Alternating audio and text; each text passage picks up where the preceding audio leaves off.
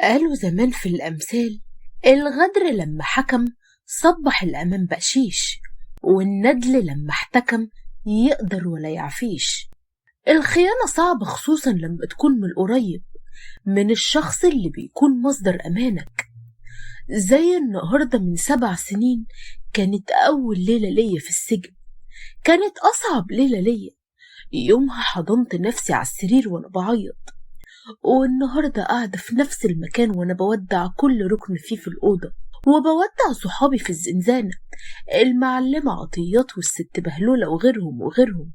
قد إيه ناس بسيطة وغلابة، كل مشاكلهم اللي اشترت مكنة خياطة بالقسط عشان تأكل عيالها اليتامى، واللي جهزت بنتها ومش قادرة تدفع الكمبيالة. مشاكلهم تتحل بتمن عشو في فندق سياحي لمعظم رجال الأعمال. ما تستغربوش من كلامي، عشان هتعرفوا ليه بقول كده. أصل في ناس عندهم كل حاجة وطمعانين برضو في اللي في إيد غيرهم، ناس عينيها ما يملهاش غير التراب. نمت وأنا بفتكر وبرجع بذكرياتي لأصعب 7 سنين في حياتي. أنا الدكتورة نسمة محسن المرغني، بنت أكبر جراح في مصر، عندي 26 سنة. بابا وماما ماتوا في حادثة، من يومها والدنيا بتلطش فيا. ماتوا وسابوني ومفضليش في الدنيا كلها غير بنتي أيتن وعمر جوزي وابن عمي في نفس الوقت. بابا كان الدكتور الجراح الكبير محسن المرغني، صاحب أكبر سلسلة مستشفيات استماري على مستوى الوطن العربي. وماما كانت سيدة أعمال مشهورة، صاحبة شركة استيراد وتصدير كبيرة للأجهزة الطبية التابعة لمجموعة MA، اللي بيكون رئيس مجلس إدارتها بابا محسن المرغني، والنائب كان عمي عادل المرغني. أنا البنت الوحيدة لبابا والماما، ولأن ماما وهي بتولدني كانت ولادتها صعبة، الرحم انفجر واتعمل لها عملية استئصال للرحم. بس بابا حمد ربنا انه أطعمه حلاوة الذرية ومن عليه بيا. اتجوزت من الدكتور عمر عادل المرغني، حبيبي وابن عمي وابو بنتي الوحيدة أيتن. عمر ده ما كانش جوزي وبس، ده كان حب العمر كله، حب الطفولة والصبا والشباب. ومن وانا طفلة عمرها 7 سنين وانا معرفش غير عمر، هو كان محور حياتي، وانا كنت تابعة ليه. معرفش اتحرك الا وعمر جنبي، ولا اعمل اي حاجة الا باذنه، في مدرستي وفي كليتي وحتى في المستشفى. واحنا بنتدرب عند بابا، عمر ده كان بالنسبة ليا كل حاجة في حياتي، لحد اليوم اللي حصلت فيه الحادثة اللي غيرت حياتي كلها رأسا على عقب. وحقايق كتيرة قوي ظهرت واتغيرت، والدنيا ورتني وشها التاني، وناس كتير وقع قناعها المزيف وظهرت نيتها الحقيقية.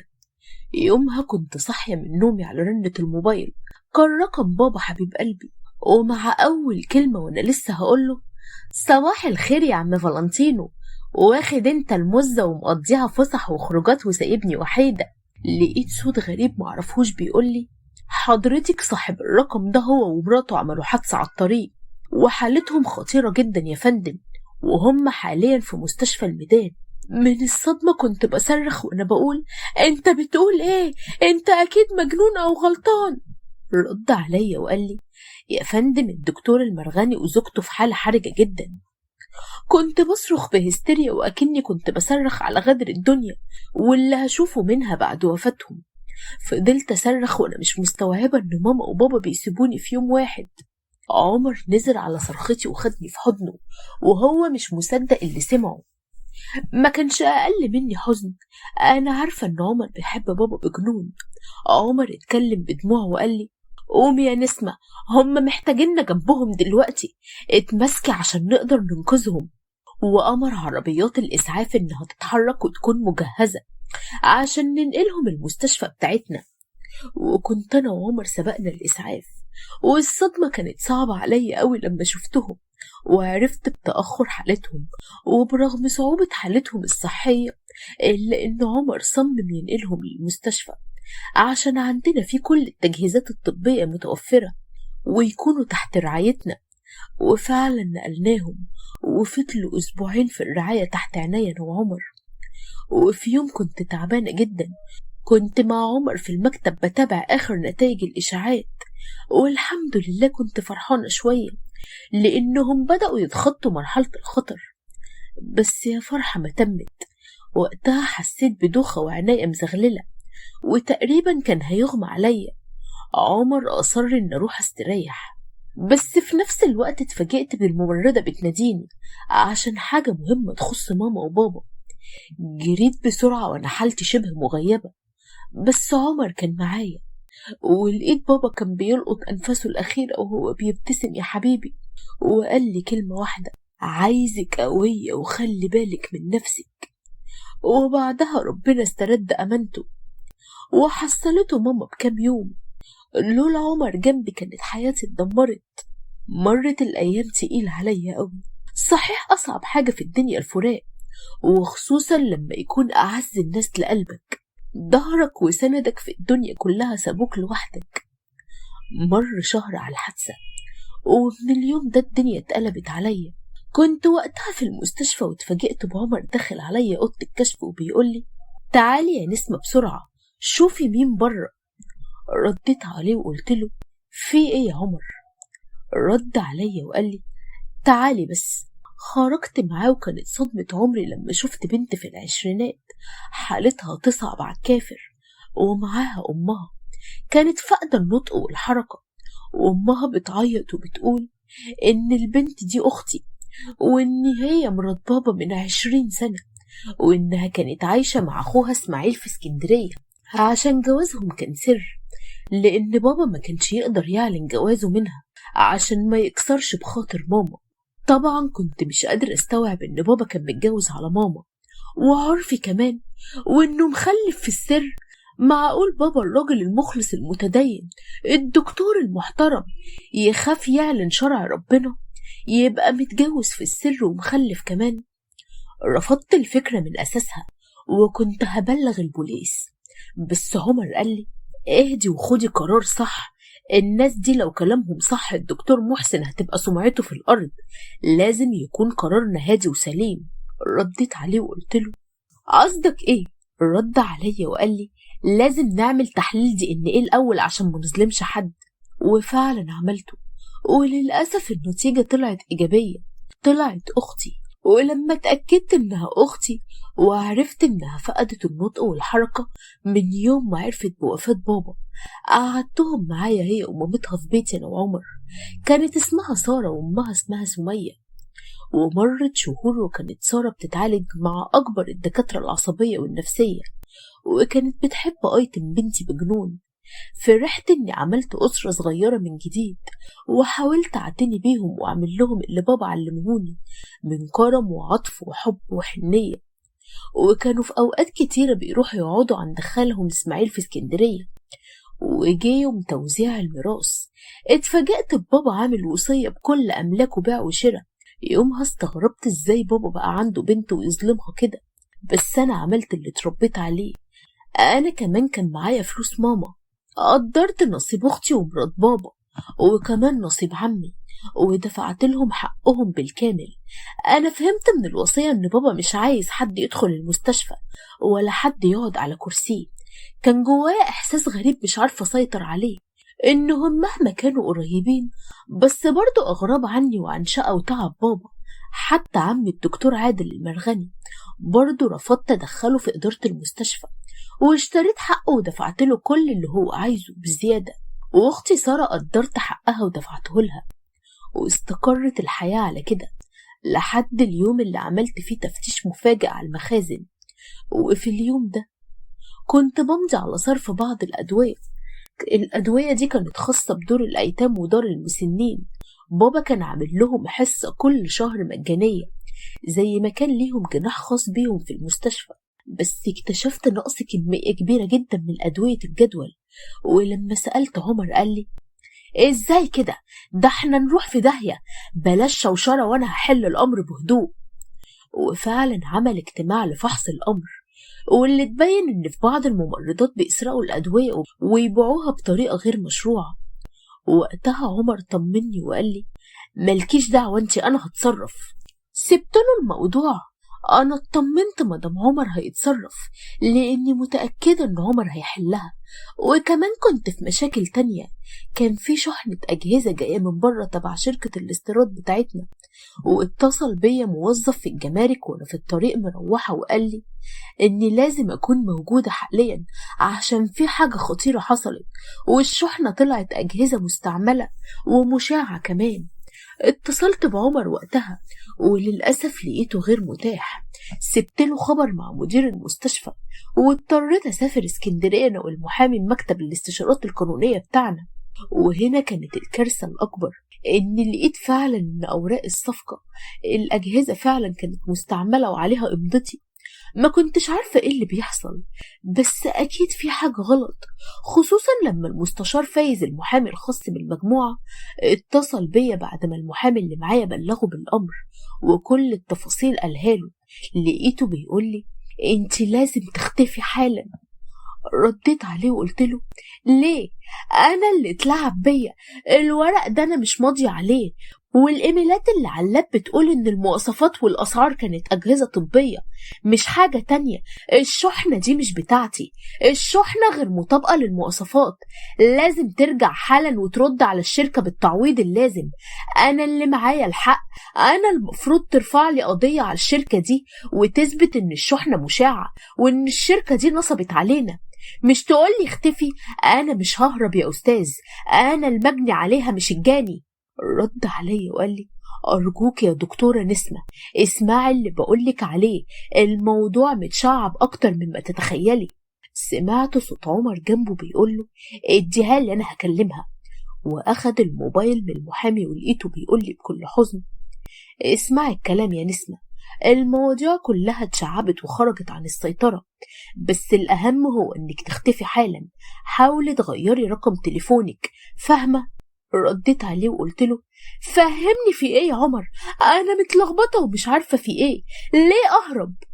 رد عليا وقال لي المستندات اللي معايا في موضوع الأدوية المخدرة بتقول إن انت المسؤولة الوحيدة، وانت اللي مضيتي على أذونات صرف أدوية الجدول بالكميات دي كلها. أنا مش عارف كانت فين دماغك وانت بتمضي. كنت بضحك من الوجع والصدمة في نفس الوقت. قلت له انت بتقول ايه يا عمر، هو ايه اللي بيحصل لي ده؟ رد عليا وقال لي والله هو ده اللي موجود بالمستندات يا نسمة، الموضوع كبير صدقيني، والبوليس بدأ يدور عليكي واحنا عايزين مصلحتك، المحامي اللي معاكي هيعرف يتصرف ويوديكي مكان امان، لحد ما اشوف انا هعرف اجيلك ولا ايه، وياريت ما تركبيش عربيتك من دلوقتي. رديت عليه وقلت له حاضر، بس خلي بالك من ايتن يا عمر. رد عليا وقال لي ما تقلقيش، فكري انت في نفسك وبس، وتصرفي بحذر يا نسمة. قفلت مع عمر ودخلت الحمام اغسل وشي، بس اللي شفته وانا خارجة من الحمام على الرصيف التاني للجمارك لفت انتباهي وشل تفكيري من الصدمة. لمحت أستاذ إسماعيل اللي هو أخو سميحة مرات بابا وخال سارة أختي، والغريب بقى إن سارة كانت واقفة على رجليها، يعني مش على كرسي متحرك. شفتها واقفة بتتكلم هي وخالها مع موظف الجمارك وبيدفعوا فلوس كمان. اتصدمت واستغربت، هي ازاي واقفة على رجليها وبتتكلم كمان؟ ما كنتش عارفة أعمل إيه غير إن أمسك الموبايل وأصورهم. وإحنا في الطريق اتفاجئت بلجنة وقفت العربية اللي أنا ركبت فيها وكأن أنا المقصودة، واتقبض عليا بناء على إخبارية. هو إمتى حصل كل ده؟ أنا حقيقي معرفش إمتى ولا إزاي تمت الإجراءات دي بالسرعة دي كلها، وإخبارية إيه اللي لحقت تعرف إني كمان في اسكندرية؟ هو إمتى حصل كل ده؟ أنا حقيقي معرفش إمتى ولا إزاي تمت الإجراءات دي بالسرعة دي كلها، وإخبارية إيه اللي لحقت تعرف إني كمان في اسكندرية؟ بس ده اللي حصل، وكأني كنت في 7 سما ونزلت على 7 أرض على جدور رقبتي. الصدمة نفسها إن أركب في عربية البوكس وفي إيدي كلبشات خرستني ودماغي وقفت، واتفتح المحضر وبدأ التحقيق معايا، واللي كانت إجابتي الوحيدة إني معرفش، وبعيط بس وبنكر لأني ما عملتش أي حاجة. وبرغم إني أنكرت كل حاجة إلا إن اتثبت العكس، لأن الموضوع كله كان بورق صحيح، كل شيء أصبح ضدي بقدرة قادر. بلغت عمر والمحامي وجم على الاسم، بس أول إجراء مضيت عليه هو التوكيل العام لعمر، عشان أول ما تعرض على النيابة أكيد هيتحجز على كل أملاكي، وكان لازم عمر يتصرف قبل قرار النيابة. واتكتب التوكيل بتاريخ قديم، وفعلا عمر اتصرف. عملت كل الإجراءات اللي قالولي عليها. عمر كان بيعيط وهيتجنن إنه هيمشي ويسيبني في القسم، على الرغم إني كنت هموت من الرعب، بس حاولت أتظاهر بالقوة ووصيته على أيتن، هي دي اللي كنت خايفة عليها، بس اللي كان بيطمني إن عمر هيراعيها.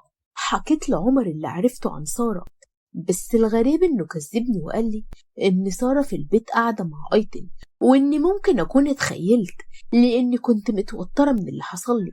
معرفش ليه ما قلتش إني صورتها، ممكن لإني ما كنتش مهتمة غير باللي أنا فيه، لإني كنت هتجنن. إزاي أوراق الصفقة اتغيرت بأوراق تثبت إن صفقة الأجهزة المشعة كانت تحت بند النفايات، وإن أنا موافقة على دفنها عندي في قطعة الأرض اللي على الصحراوي، وإني متحملة كل المسؤولية كمان. محدش كان يعرف الباسورد بتاع اللاب غير واحدة بس. وفجأة سكت وحطيت إيدي على بقي، وعقلي رفض الفكرة تماما. الوحيدة اللي تعرف الباسورد هي أيتن بنتي. معقولة بنتي تكون هي السبب في تدمير حياتي؟ أكيد بلغت حد بالباسورد، بس مين ده؟ فجأة افتكرت سارة. سارة اللي فجأة وقفت على رجليها وبقت تتكلم كمان. بس ايه مصلحة عمر؟ وايه اللي يودي سارة الجمارك في نفس يوم استلام الشحنة؟ أكيد في علاقة.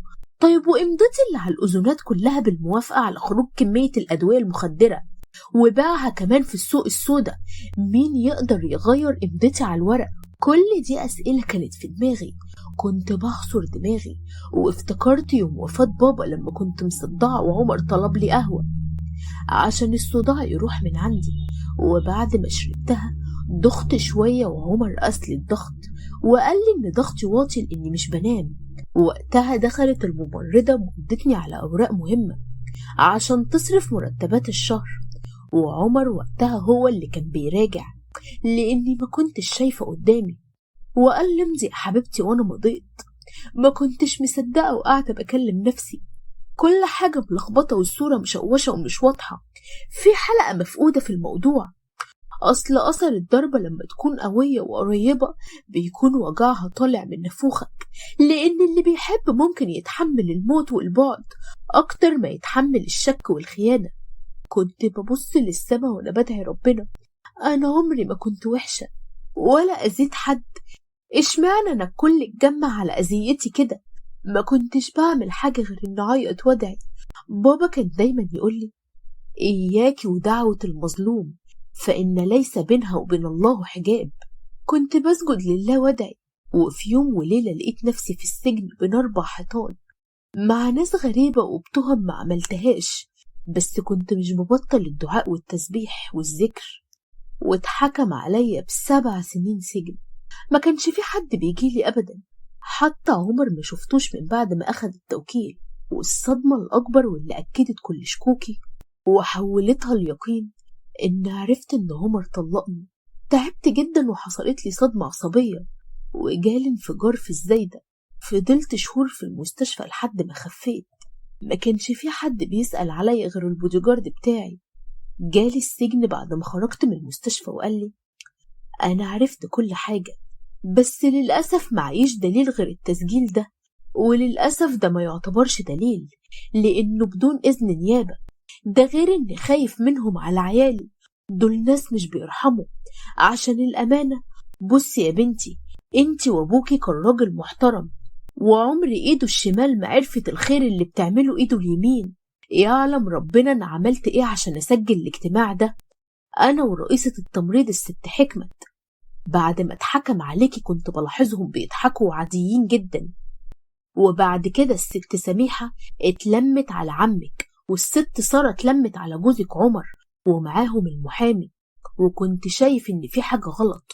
وفي يوم عرفت من حكمة انهم كلهم متجمعين، حطيت سماعة تسجيل صغيرة في طقم القهوة اللي دخلهم وخرجت بالفلاشة دي، وهو ده اللي قدرت اعمله ليكي. سامحيني يا بنتي.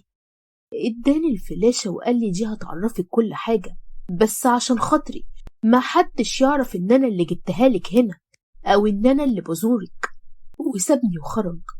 واللي عرفته بعد كده إنه اتخبط بعربية قدام بيته بعد زيارتي بيوم، وطلبت من السجانة لابتوب ضروري، ولأني صعبت عليها فعلا هربت لي الجهاز وشغلت الفلاشة. كان عبارة عن اجتماع في عمي عادل وعمر جوزي وسميحة وسارة والمحامي، ووقتها شفت نفسي أكبر مغفلة في الكون كله، وشلت الغشاوة اللي كانت على عيني. عرفت قد إني كنت ساذجة لدرجة العبط. أنا إزاي كنت عايشة مع عقارب بالشكل ده وأنا معرفش؟ شفتهم كانوا بيضحكوا وهم بيقسموا التركة يمين وشمال. عمي عادل بيضحك وبيقول لهم: نفسي أروح له وأقول له شفت يا محسن يا عبيط، في الآخر أنا اللي كسبت. كان فاكر نفسه ناصح لما عمل وصية وكتب لها كل حاجة. رد عليه المحامي وقال له: بس ما تنكرش لولا مساعدتي ما كنتوش عرفتوا تعملوا حاجة. رد اسماعيل أخو سميحة وقال: بس حاسبه، لولا اني قطعت فرامل العربية وعملوا الحادثة ما كانش حد فيكم أخد حاجة. وضحكت الست سميحة وقالت: ولا سارة اللي أول ما عرفت الباسورد من ايتن عرفت بسرعة تدخل على ايميلات الشركة وتعمل معاها صفقة تانية عشان ما تخرجش منها بالساهل وتبقى القضية لبسها. رد دكتور سامي المسؤول عن الرعاية وقال: ده اجتماع شياطين الإنس ده ولا إيه؟ وهي الدكتورة نسمة كانت فاكرة إنها هتقدر تقف قدامكم؟ دي غلبانة قوي. وبعدين أنا معرفش، مش كنا دبرنا لها حادثة زي أمها وأبوها وكنا خلصنا من الموال ده كله مرة واحدة؟ رد عمي وقال له: عشان تنكشف الحادثة الجديدة ونفتح القديم والدفاتر كلها القديمة تتفتح. وبعدين هي حادثة محسن نفعت قوي؟ ده لولا اتدخلنا وإننا خلصنا عليهم في الرعاية كانوا قاموا منها، ومحسن وقتها ما كانش هيرحم حد. سارة بصت لعمر اللي كان سرحان وسألته: مالك يا روميو، ساكت ليه وسرحان في ايه؟ عمر رد عليها وقال: لا أبدا، أنا مش سرحان ولا حاجة، بس احنا اتفقنا إن محدش يمس نسمة وإنها مش هتتأذي. رد عمي وقال له: انت هتحن ولا ايه؟ اللي يصعب عليك يفقرك يا دكتور. ردت سميحة عليه وقالت: لو انت الصادق، اللي يلعب بالدح ما يقولش أح. وضحكوا كلهم. وكملت وقالت: أصل ابنك يا عادل طالع زيك، قلبه قلب خصاية.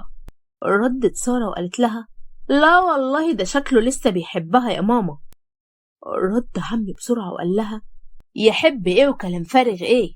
هو ما بيحبش غيرك انت يا صغنن، ومن يوم ما اتجوزت مامتك القمر دي وانتي لسه عندك 10 سنين وانتي موعودة ليه، بس انتي عارفة انه اضطر يتجوزها عشان يقدر يدخل المستشفى. وبعدين ما تنسيش ان هو اللي عمل لكم تحليل الدي ان ايه اللي اثبت انك اختها، وانه قسم العينة اللي اخدها من نسمة وغير عينتك. رد عمر عليه وقال له: حب ايه اللي بتقول عليه؟ انا بس عشان سمعة بنتي كده امها بقت وصمة عار ليها. رد المحامي وقال: لا كله بيتنسي، واحنا هندخل لها واحدة السجن تخلص عليها وتبنك انها حالة انتحار، وبكده يبقى ملف محسن المرغني وبنته اتقفل للنهاية. انت سحبت كل الفلوس اللي في البنوك يا عمر؟ رد عليه وقال له: سحبتهم، وسلسلة المستشفيات ومجموعة الشركات وكله بقى باسمي، وادي الأوراق اهي. وسلمهم الملف.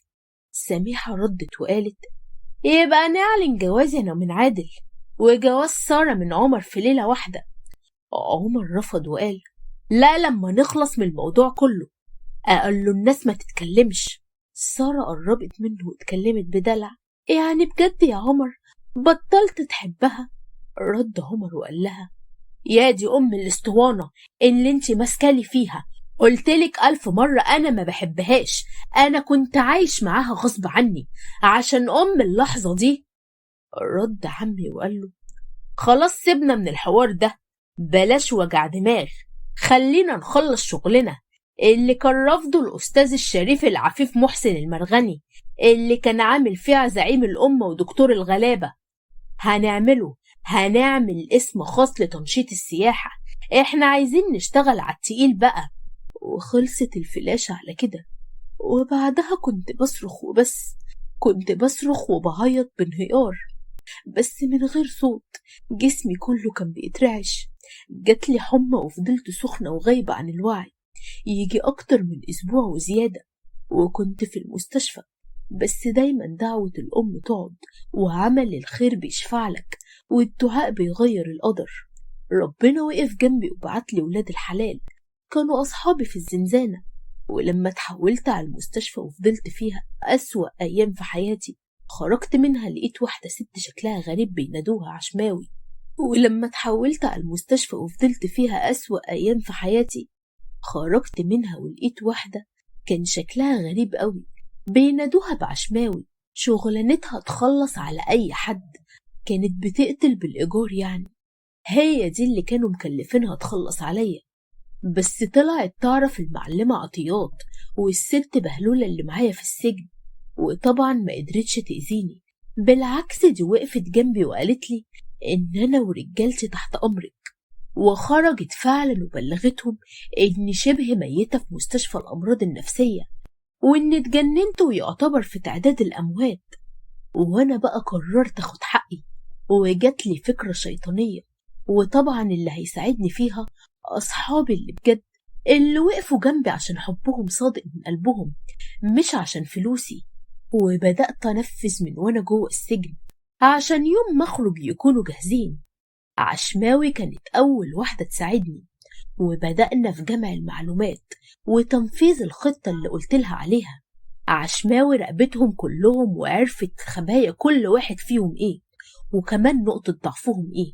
وأنا كل اللي هعمله حاجة بسيطة خالص زي شكة الدبوس، هستغل نقطة ضعف كل واحد زي ما استغلوا ضعفي وثقتي فيهم وأمانة الراجل اللي كان فاتح بيوتهم وكان سبب في لقمة عيشهم، واستغلوا ده عشان ياخدوا حق مش حقهم، عشان يرضوا طمع نفسهم.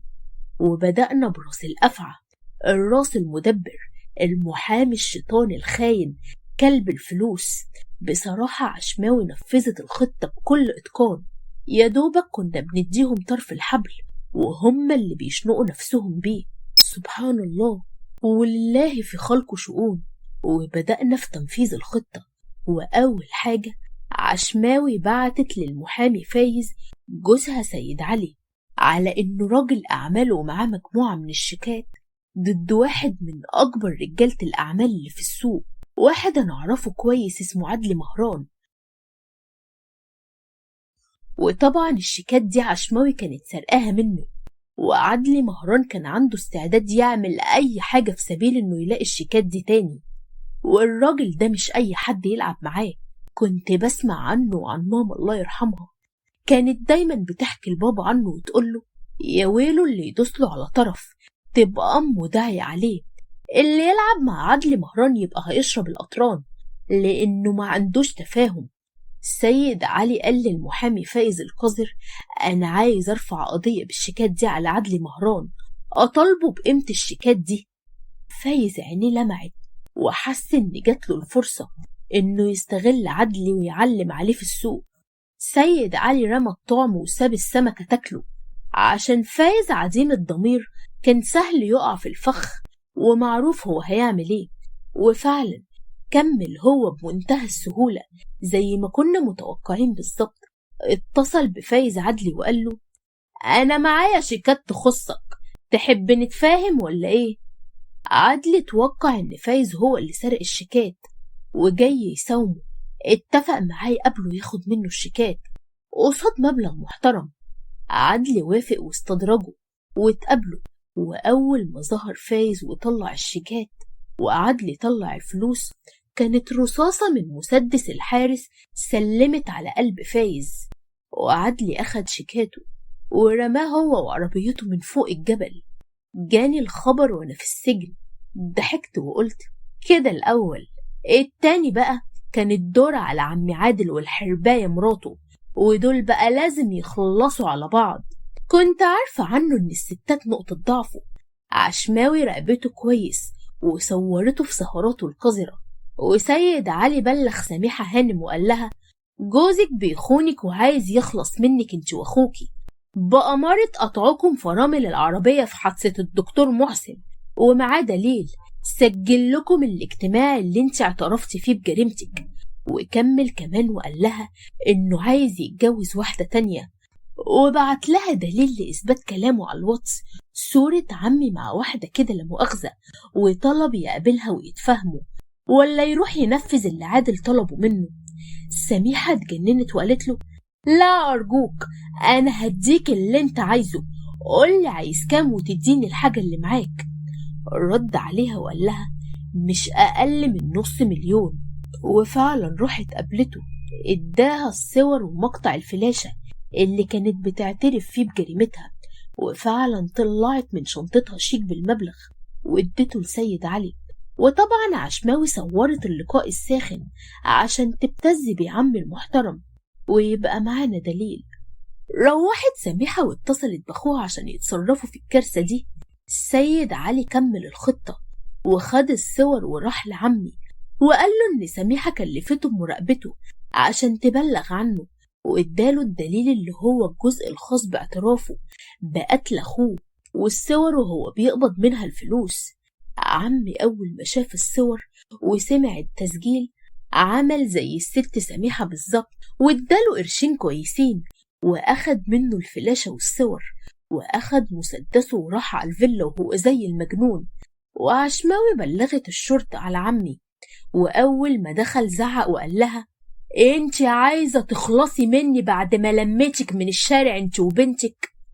ردت عليه وقالت له: انت اللي عايز تخلص مني بعد ما قتلت اخوك، ما انت خاين، واللي يقتل اخوه سهل يعمل اي حاجة. رد عليها وقال لها: زي كده، وضربها هي واخوها بالمسدس. وطبعا الشرطة قبضت عليه، كان متلبس بجريمة القتل. إن ربك لبالمرصاد. واتحقق معاه واتحكم على عمي بالإعدام. عمر عرف وضرب سارة بانتقام وطلقها ورماها في الشارع لكلاب السكك.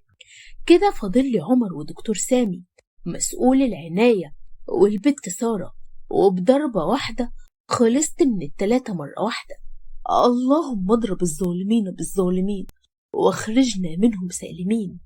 هنا فقت من شرودي النهاردة، يوم الإفراج هخرج وأشوف الدنيا وهكمل أنا دايرة الانتقام.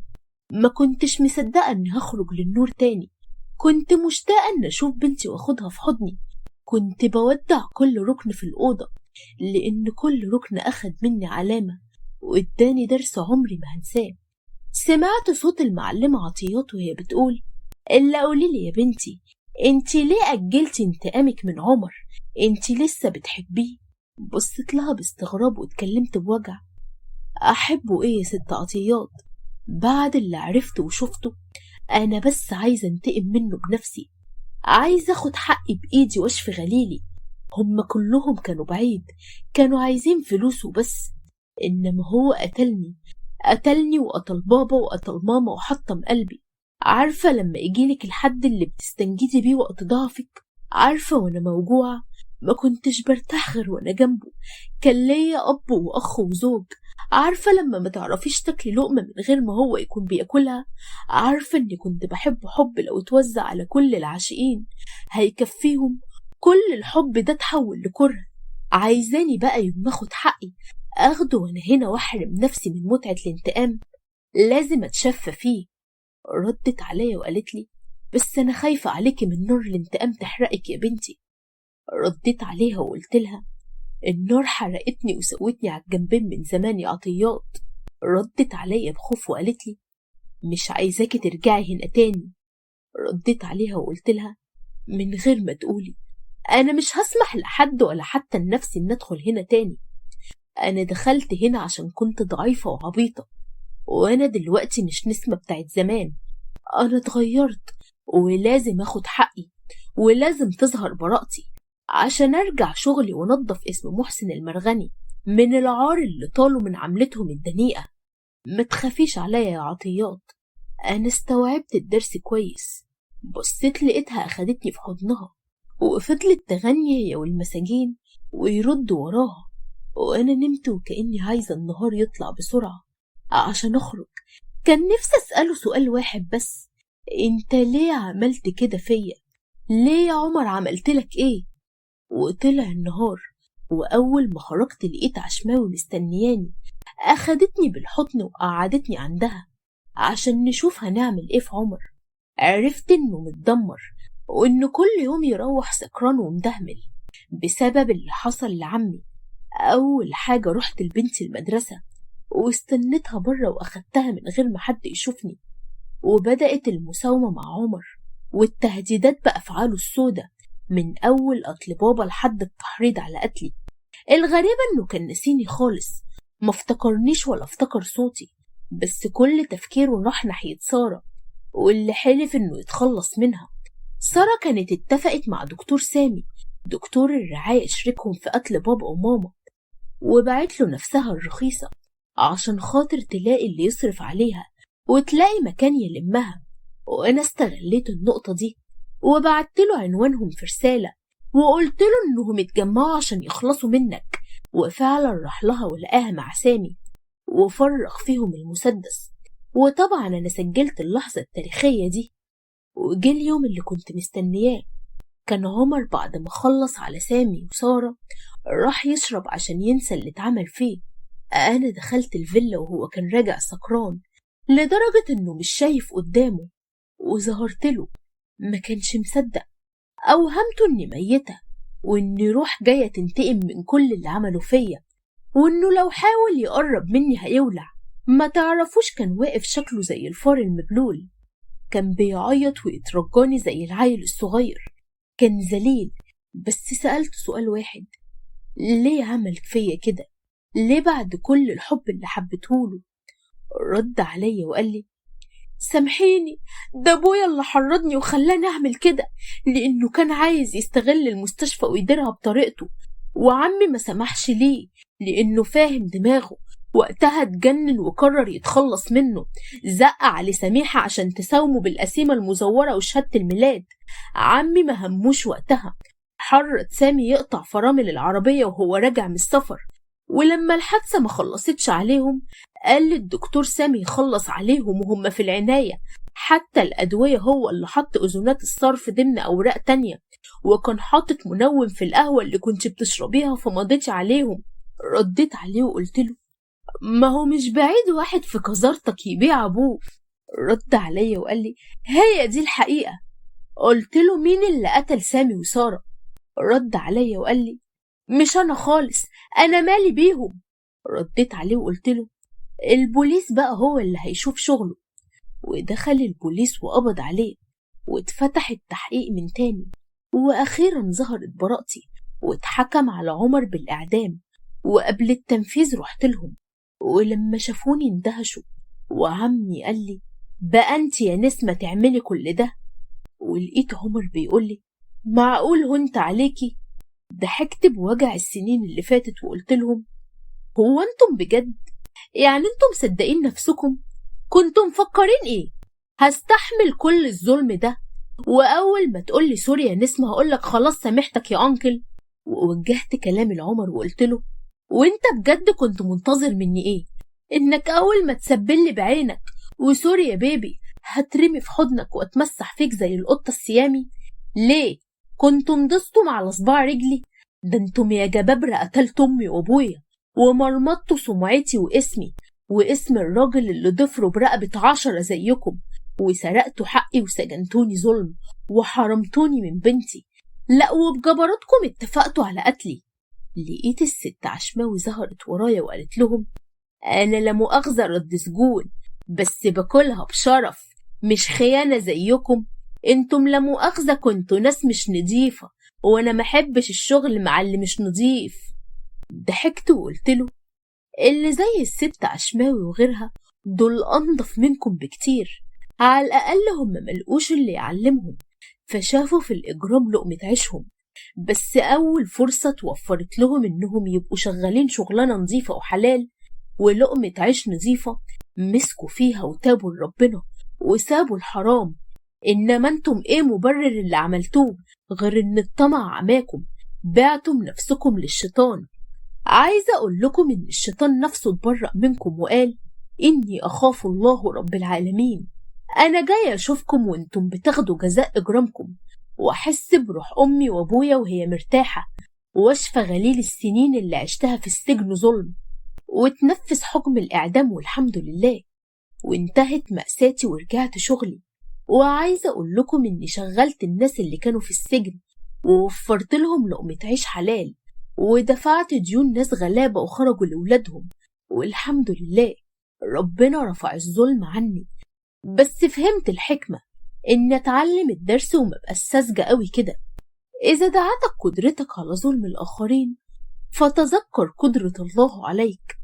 اوعى تنسى إن في حاجة اسمها العدالة الإلهية، ولا تستهون بدعوة المظلوم اللي مفيش بينها وبين ربنا حجاب. عدالة ربنا سارية فوق كل العباد.